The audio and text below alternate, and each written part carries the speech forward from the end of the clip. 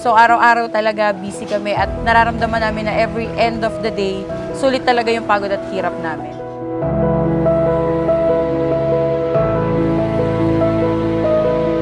Sobrang laki nung in-improve nung shop namin simula nung pumunta po kayo dito.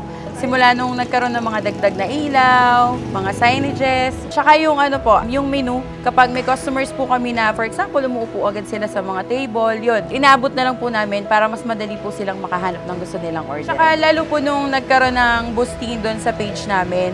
Dati umaasa lang kami doon sa pupunta, mag-walk-in, pag-ulan, pagbaha na nararanasan, lalo na dito sa lugar namin. Tinitingnan na lang namin siya as challenge na sa magandang perspective. Kasi may mga customers din kami na nagme-message pa rin doon sa page namin. Pwede ba silang umorder? Nakakabenta pa rin.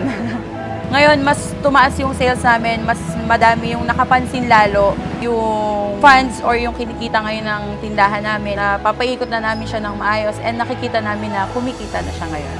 If ever magkakaroon pa kami ng dagdag na budget is itatry naming dagdagan yung mga tables and chairs namin since yun nga, dumadami din yung mga customers namin ngayon. So araw-araw talaga busy kami at nararamdaman namin na every end of the day, sulit talaga yung pagod at hirap namin.